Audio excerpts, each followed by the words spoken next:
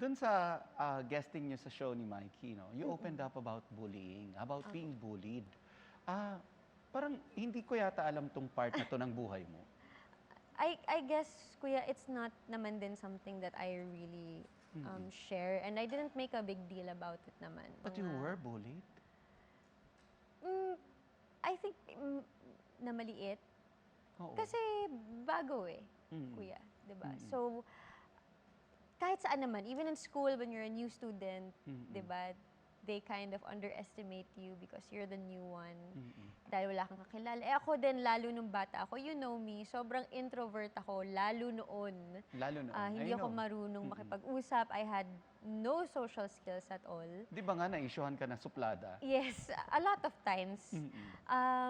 And siguro because nga wala ako gaanong nagiging kaibigan kasi hindi ako marunong makipagkaibigan. Mhm. And also dahil hindi rin naman kami talaga mapera po noon ng lola ko. Kami talaga yung pinakasimple. And when I say pinakasimple, kami yung, how do we put it? Kami yung pinakasimple. Hmm. Halos wala. And we were okay with that. So, itong bullying na 'to comes from your family or yung showbiz na mga It's kaharap the mo? Or it's a feeling ko mix of that? sakit po siya nung toxic side of being in the industry. And we all know that naman po. But Yeah. I guess what I'm proud of is that yung apo and lola tandem namin na Mm. we always chose to be the kind ones I mean, na naririnig ko yan, regardless. here and there, dati. Pero hindi ko alam na, sineryoso mo pala yung gano'n. Dala-dala ko siya, kuya. Hanggang Oo ngayon? naman. Not anymore. Mm. Not anymore. Actually, But I'm lahat sure natuto ka out of that. natuto ako. It became a motivation, actually. And sa lahat ng mga pinagdaanan ko noon, syempre bilang bata na sometimes pag bata ka, hindi mo man naiintindihan, hindi mo maiiwasan to compare yourself, 'di ba, sa mga kasama mo, ano meron sila. Yun nga yung kinikwento ko, parang for example, yung mga kasama ko noon, lahat sila may mga sponsors, yung ang ganda ng mga gamit, nakalatag.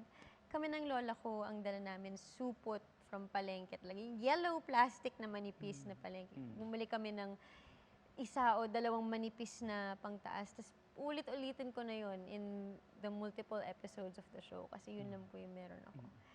Of course, at that time, because I was young, it would make me sad and it wanted me to have what the others had.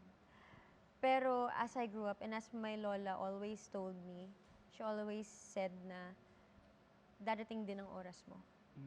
Palagi yun. When she catches me siguro looking and wanting something I don't have, Because she understands, she always no? says na How you dadating feel. din ang oras mo, maghintay ka lang. And true enough, I held on to that. Every time I prayed, I always told my mom and my dad up in heaven din na, Mama told me dadating din yung oras ko. And I waited.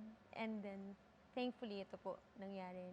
Andito po ako sa kung nasaan ako ngayon with my lola. And it's my motivation that she sees where I am now.